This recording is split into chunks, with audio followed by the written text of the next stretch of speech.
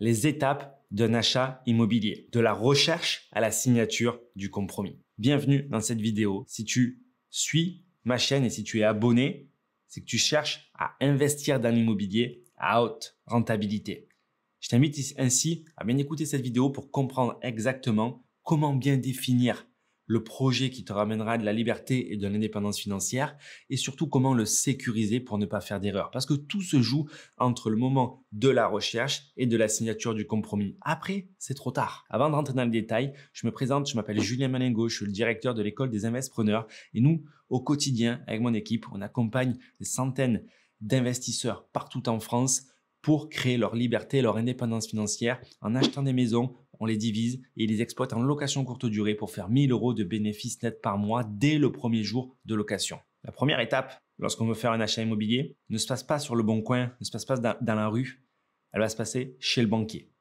Tu dois bien définir ta capacité de financement parce que ça ne sert à rien de regarder une maison à 200 000 € qui va faire 200 000 € de travaux si du coup tu n'es pas finançable à 400 000 €.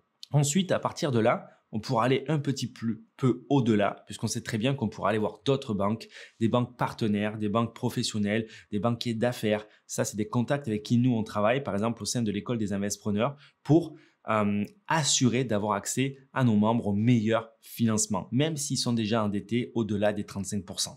Donc, si tu es dans cette situation, tu sais que on peut t'aider à débloquer ces blocages. Pour ça, tu vas juste à prendre un rendez-vous avec un lien qui est en description de la vidéo et on se fera un véritable plaisir de te mettre en contact avec des banques professionnelles. Une fois que tu as ta capacité de financement définie, la deuxième étape, très importante et grosse erreur que font la majeure partie des débutants, il va falloir que tu trouves la ville la plus proche de chez toi qui nous permettra d'acheter au prix qui nous intéresse, soit entre 1 500 et 1 800 € du mètre carré, avant travaux. Pourquoi? Parce qu'en face, on va mettre des loyers et il faut que ces loyers nous permettent de rembourser la mensualité, payer les charges et dégager du cash flow en location longue durée. Si tu achètes dans une ville trop chère, on sera tout juste à l'autofinancement, voire le projet va te demander de faire un effort d'épargne tous les mois. La grosse erreur est donc d'acheter dans la ville dans laquelle tu habites parce que potentiellement, à côté, il y a moins cher et les loyers seront un tout petit peu moins chers. Du coup, l'équation sera beaucoup plus rentable pour toi. Une fois que tu as trouvé la ville la moins chère, la plus proche de chez toi, on va s'assurer de pouvoir louer aux bonnes personnes avec la bonne tension locative, avec le bon niveau de prix toute l'année. Donc, il faut faire des études de marché comme des professionnels. C'est-à-dire, on veut savoir les loyers moyens en nu d'un studio, d'un T2, d'un T3, en meublé, d'un studio, d'un T2, d'un T3, d'un T4, le prix de la nuitée en courte durée, l'été, l'hiver, le prix de la chambre en colocation, de façon à ce que tu puisses te dire le coût total va me demander une mensualité de 1 000 € et je sais que si j'ai 4 appartements à 500 € chacun, ça va dégager 2 000 € de loyer. Et donc, on a 1 000 € de cash flow brut avant paiement des charges et des impôts. Mais au moins, déjà, on a ces hypothèses de valider. Une fois que tu as trouvé la bonne ville où investir, la plus proche de chez toi, du coup, qui répond à ces critères d'achat et de location, il va falloir commencer tes recherches. Et là, nous, ce qu'on te recommande, c'est de chercher des maisons ou des immeubles et ça peut varier de 100 mètres carrés à 200 à 300 mètres carrés. Donc, il y en a pour tous les budgets partout en France.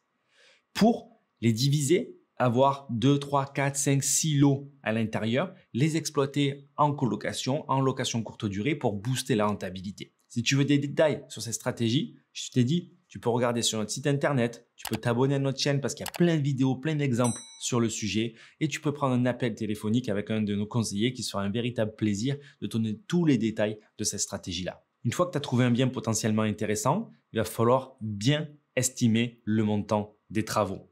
Et ça, c'est primordial. Tu ne peux pas attendre d'avoir le devis de professionnel pour faire une offre d'achat.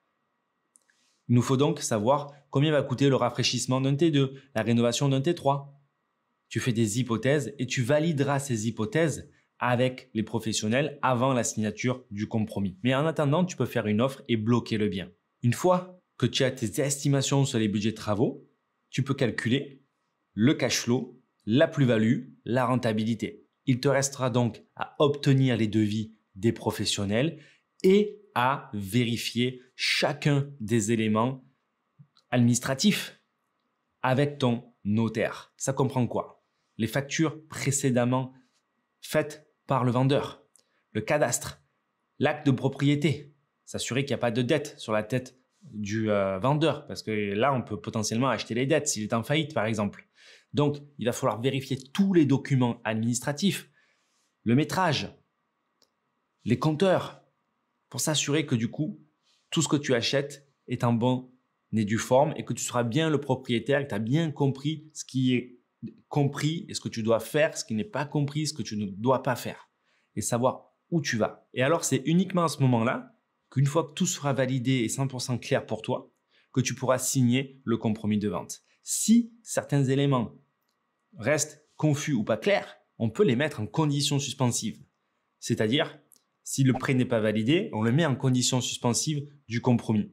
Si une demande préalable, donc une autorisation de la mairie est nécessaire et qu'on n'est pas certain de l'avoir, on la met en condition suspensive. Si le vendeur doit vider une maison, on le met en condition suspensive. Comme ça, on prend zéro risque. Ce qui veut dire qu'au moment de la signature du compromis, on sait exactement combien on va devoir investir d'argent via les travaux, via l'achat et combien ce bien va nous rapporter via les locations en mettant les bonnes provisions là où il faut, en ayant calculé le montant des impôts qu'on va devoir payer. Si tu as la moindre question par rapport à tout ça, tu sais que tu peux me la poser en commentaire, je te réponds avec grand plaisir. Je t'invite encore une fois à t'abonner à cette chaîne pour ne manquer aucune des vidéos et tu sais que tu as aussi en description de cette vidéo des PDF qui te permettront de comprendre nos meilleurs conseils pour faire de bons investissements immobiliers. Je te dis à bientôt pour une prochaine vidéo avec grand plaisir. Ciao, ciao.